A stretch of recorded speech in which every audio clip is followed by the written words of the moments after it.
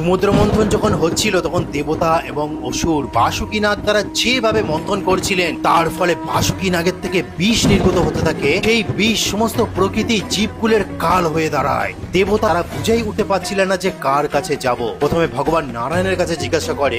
ভগবান নারায়ণ বলেন, আমি কূর্ম অবতার ধারণ করে আছি, তোমরা ব্রহ্মার কাছে যাও, ব্রহ্মা নিশ্চয়ই কোনো পথ বলে দেবেন এই মহা বিপদ থেকে, মহাপ্রলয় থেকে রক্ষা করবার জন্য। সমস্ত দেবতা সঙ্গে সঙ্গে ব্রহ্মার কাছে গেলেন।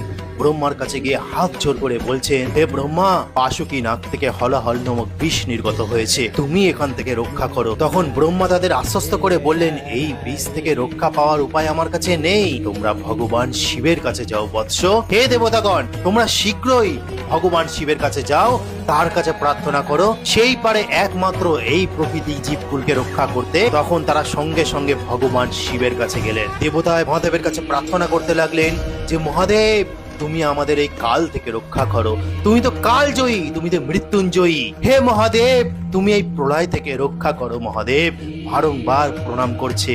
তখন ভগবান শিব ধীরে ধীরে ধীরে ধীরে নিজের চোখ খুললেন। তারপর চলে গেলেন বাসুকীনাগ থেকে নির্গত সেই বিষাক্ত হলাহল বিষ পান করবার জন্য। তিনি যখন সমুদ্রের মধ্যে গিয়ে সেই হলাহল নামক বিষ পান করছেন, সমস্ত প্রকৃতি জীবকুল ধীরে ধীরে ঠিক হতে থাকছে।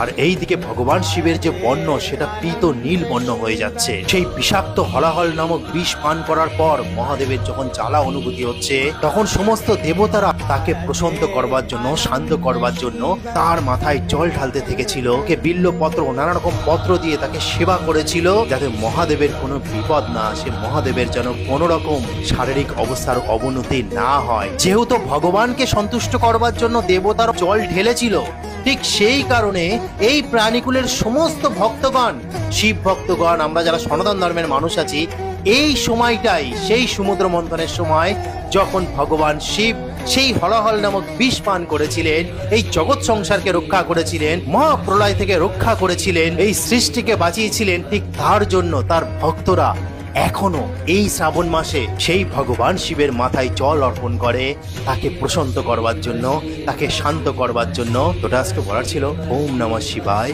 হর হর মহাদেব।